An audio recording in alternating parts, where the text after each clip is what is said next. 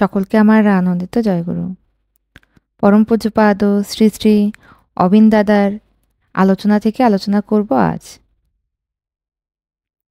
ঠাকুরের দীক্ষা নিয়ে যদি কিছু অভ্যাস না করেন তাহলে হবে না, কিন্তু এই অভ্যাসটাই যোজন যাজন ইষ্টভীতি। যজন মানে ঠাকুর বিষয়ে জানা। আমি ঠাকুরকে দেখিনি, বরদাকেও দেখিনি। ঠাকুরের বিষয়ে জানতে গেলে বই পড়তে হবে। ছোটকাল থেকে আমি পড়ার ব্যাপারে আলসে। বই পড়তে পারতাম না, পড়তে গেলে অস্বস্তি হতো। যখন ক্লাস 1-এ পড়ি, 5 বছর বয়স, মনোজ স্যার হিন্দি পড়াতেন। একদিন মনোজ স্যার আমাদের কাছে শুনতে চাইলেন।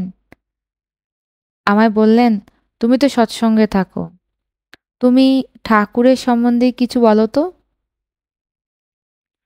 আমাদের বাড়িতে ঠাকুরের জীবনী, ছোটদের শ্রী ঠাকুর অনুকূলচন্দ্র পড়ানো হতো।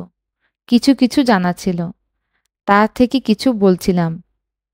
সেই দিন আমার মনে হয়েছে ঠাকুর সম্বন্ধে আরও কিছু জানা দরকার। 3.5 বছর বয়স তখন আমার।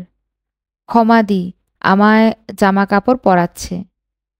কি একটা কারণে রেগে গিয়ে ক্ষমাদিকে একটা কথা বলতেই মায়ের কানে পৌঁছে গেল। মা বললেন, তুই বললি কেন? আগে ক্ষমা চা। আমি ক্ষমা চাইব না। মা আমায় মারতে লাগলো। যতক্ষণ না ক্ষমা চাইছি, শেষ পর্যন্ত ক্ষমা চাইলাম ক্ষমাদির কাছে। এইভাবে আমার ক্ষমা চাইবার অভ্যাস হয়েছে। ক্ষমা চাইতে লজ্জা করে না এখন আর। বাবার সঙ্গে আমার খুব একটা গল্প হয় না, পরিবারের লোকজনদের সঙ্গেও হয় না। ঠাকুরের জন্মদিবসে আমরা আশ্রমিকেরা ঝাঁট দিয়ে ঠাকুরবাড়ি পরিষ্কার পরিচ্ছন্ন করি। বিনতি প্রার্থনায় আসি, সৎসঙ্গের আয়োজন করি, একসঙ্গে আনন্দবাজারে প্রসাদ নিই। বাবা একদিন আমাকে বন্ধুদের নিয়ে ডাস্টবিন পরিষ্কার করার ডিউটি দিলেন। হাতে গ্লাভস পরে ডাস্টবিন ঘষতে ঘষতে আমার অহংকার মনে হলো যেন চলে গেল। সাধারণের মতোই হয়ে গেছি। তা না হলে জনসাধারণ কি চাইছে বুঝতেই পারতাম না। ঠাকুর বলেছেন, বেশিরভাগ রোগের কারণ হচ্ছে মন। আগে মন দুষ্ট হয়।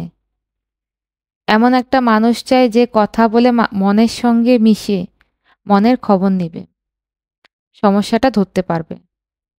আমি যদি গাড়িতে ঘুরি, হাঁটার মর্ম বুঝতে পারবো? বাবা ছোট ছোট কাজ দিয়ে আমায় শিখিয়েছেন।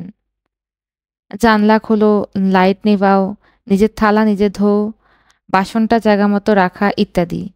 এইসবের মধ্য দিয়ে মানুষ নিখুঁত হয়, মানুষের সঙ্গে মিশে তখন কথা বুঝতে পারে। আমার মা অদীক্ষিত পরিবারের, আমিষভোজী। বাবার সঙ্গে বিয়ে হওয়ার পর এই বাড়িতে চলে এলো।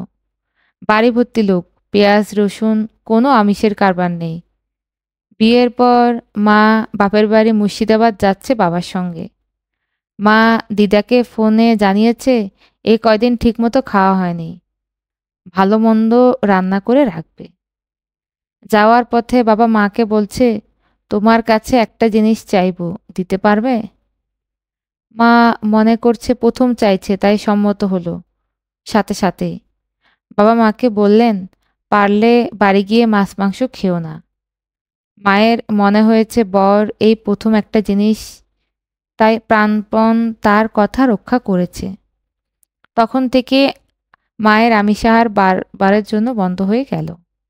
এই রকমভাবে একজনকে ভালোবেসে কিংবা ঠাকুরকে ভালোবেসে অবাঞ্ছিতগুলো ছেড়ে দিই। ক্রমে আমরা শুদ্ধ হতে থাকি।